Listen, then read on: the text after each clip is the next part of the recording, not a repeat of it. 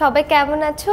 আমরা আগের ক্লাসে পড়েছি আমাদের বাংলাদেশের যে দৃশ্যশিল্প বা বস্তুগত শিল্প আছে সেটা নিয়ে। আমরা এখন পড়ব সাহিত্য শিল্প নিয়ে।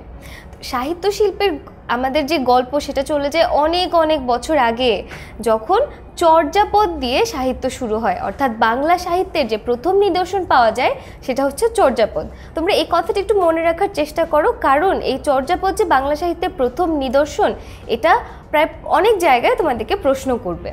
তো এই চর্যাপদ পণ্ডিত হরপ্রসাদ শাস্ত্রী নেপালের রাজ দরবারে আবিষ্কার করেন এবং ডক্টর মোহাম্মদ শহীদুল্লাহ এর কাল নির্ণয় করেন যে এটা কবে লেখা হয়েছিল, এবং তিনি বলেন যে এটা প্রায় ১৫০০ বছর বা ১৫০০ বছর আগে লেখা, এবং এর রচয়িতার মধ্যে অন্যতম দুজন রচয়িতা হচ্ছেন লুইপা এবং কাহ্নপা।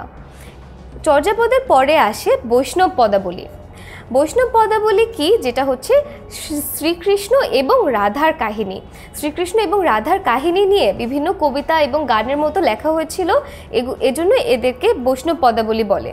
এগুলি লিখেছিলেন বিদ্যাপতি, চণ্ডীদাস, জ্ঞানদাস, গোবিন্দ দাস প্রমুখ ব্যক্তি।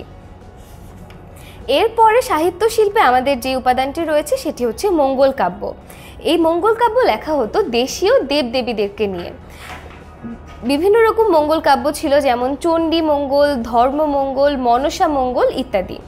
এর মধ্যে ভারতচন্দ্রের অন্নদা মঙ্গলে বাংলার সমাজচিত্র দেখানো হতো। এরপর রয়েছে পুঁথি সাহিত্য। পুঁথি সাহিত্যের কথা আমরা দৃশ্য শিল্প থেকেও জেনেছি। পুঁথি সাহিত্য আমরা পারস্য থেকে প্রাপ্ত যে বিভিন্ন গল্প আছে সেখান থেকে লেখা হয়েছিল। এর মধ্যে ইউসুফ জোলেখা, লাইলি মজনু, জঙ্গনামা ইত্যাদি উল্লেখযোগ্য। পুঁথি সাহিত্যে কী করা হতো তোমরা জানো?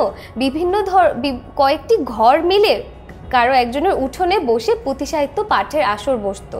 এই আসরে একজন পুঁথি পাঠ করতো সুর করে, এবং বাকি সবাই সেটা মনোযোগ দিয়ে শুনতো। আলাওল, মহাকবি আলাওলের নাম নিশ্চয়ই তোমরা শুনেছ। আলাওল রচিত পদ্মাবতীও একটি এরকম বিখ্যাত পুঁথি। এবং গদ্য সাহিত্য, বাংলায় গল্প লেখা। আমরা যে আজকে গল্প পড়তে এত পছন্দ করি, এই গল্প কিন্তু খুব বেশি দিন আগের না। গল্প লেখার ভিতটা গড়েছেন ঈশ্বরচন্দ্র বিদ্যাসাগর, যখন বাংলায় ইংরেজ শাসন চলছিল তখন। ইংরেজ আমলে এই গদ্য সাহিত্য শুরু হয় এবং ধীরে ধীরে আরও অনেকে গদ্য সাহিত্যকে এগিয়ে নিয়ে যান। এটা ছিল আমাদের সাহিত্য শিল্প। এখন আমরা শিখব সঙ্গীত শিল্প সম্পর্কে।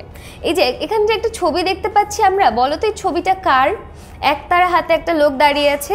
ঠিক বলছো, এটা একজন বাউল, যেটা আমাদের একদমই বাংলাদেশের নিজস্ব একটা সঙ্গীত শিল্পের ধারা, বাউল শিল্প। তো আমরা যে এর আগে সাহিত্য শিল্পের চর্যাপদ এবং বৈষ্ণব পদাবলী সম্পর্কে জানলাম, এরাও কিন্তু সঙ্গীত শিল্পের অংশ। এরপরে রয়েছে কীর্তন গান, যেটা আসলে হিন্দু ধর্মের মানুষরা করে, কিন্তু আগে হিন্দু এবং মুসলিমদের মধ্যে এত সখ্যতা ছিল যে তারা উভয়ই কীর্তন গান লিখত এবং করত। তারপরে বাউল ও ভাটিয়ালি, মুর্শিদি, ভাওয়াইয়া, গম্ভীরা, এরা আসলে আমাদের আঞ্চলিক লোকগান, অর্থাৎ এর পুরো বাংলাদেশের বিভিন্ন অঞ্চলে বিভিন্ন রকমের গান রয়েছে, যেগুলি মুর্শিদি, ভাওয়াইয়া, গম্ভীরা এরকম তিনটি। এছাড়া পাঁচালি, খেউর, খেমটা, এই গানগুলোর কথা এখন তেমন একটা শোনা যায় না, কিন্তু এগুলি আসলে আধুনিক গান আসার আগে বাংলাদেশের শহরে প্রচলিত ছিল। এবং নিধুবাবু, কালী মির্জা থেকে শুরু করে রবীন্দ্রনাথ ঠাকুর পর্যন্ত আমাদের আধুনিক গানগুলি প্রচলিত হয়ে এসেছে। এবং রবীন্দ্রনাথ ঠাকুরের পরে আমাদের কাজী নজরুল ইসলামের কথা বলতেই হবে। তিনি একা তার ২০ বছরের কর্মময় জীবনে ৬,০০০-এরও বেশি গান লিখেছেন। এটা ছিল আমাদের সঙ্গীত শিল্প। এখন তোমরা আমাকে একটা প্রশ্নের উত্তর দিয়ে ফেলো যে পাঁচালি, খেউর এগুলি কোথায় করা হতো? আমরা বলেছি একটু আগেই, তোমরা একটু পজ করে এটার উত্তরটা দিয়ে ফেলো। ঠিক বলেছো, এটার উত্তর হচ্ছে শহরে। পাঁচালি, খেউর এগুলি অ্যাকচুয়ালি আমাদের শহরের সঙ্গীত শিল্প। এখন আমরা শিখব আমাদের যে বিভিন্ন শিল্প অনুশীলন করার যে প্রতিষ্ঠান আছে সেসব প্রতিষ্ঠান সম্পর্কে। সরকারি ক্ষেত্রে আমাদের বাংলা একাডেমি, বাংলাদেশ শিল্পকলা একাডেমি এবং বাংলাদেশ শিশু একাডেমি, এই তিনটি প্রতিষ্ঠানে আমাদের সাহিত্য এবং শিল্পের চর্চা হয়। এর মধ্যে বাংলাদেশ শিল্পকলা একাডেমি এবং বাংলাদেশ শিশু একাডেমির প্রতি জেলায় একটি করে শাখা আছে।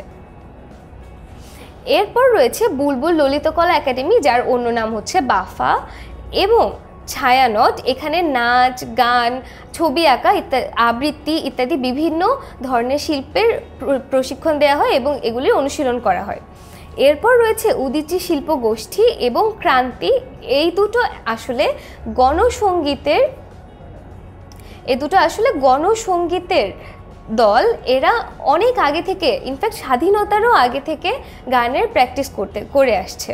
এরপরে ছোট বাচ্চাদের জন্য, শিশুদের জন্য রয়েছে খেলাঘর এবং কচিকাঁচার আসর। এই প্রতিষ্ঠান দুটি এরা নিয়মিতভাবে যাতে বাচ্চারা আনন্দের সাথে শিল্পচর্চা করতে পারে সেই ব্যবস্থা করে। খেলাঘর এবং কচিকাঁচার আসর হচ্ছে শিশুদের জন্য। তাহলে আমরা আজকের এই পাঠে বাংলাদেশের সাহিত্য শিল্প, সঙ্গীত শিল্প এবং শিল্প অনুশীলন করে এরকম বিভিন্ন প্রতিষ্ঠান সম্পর্কে জানলাম।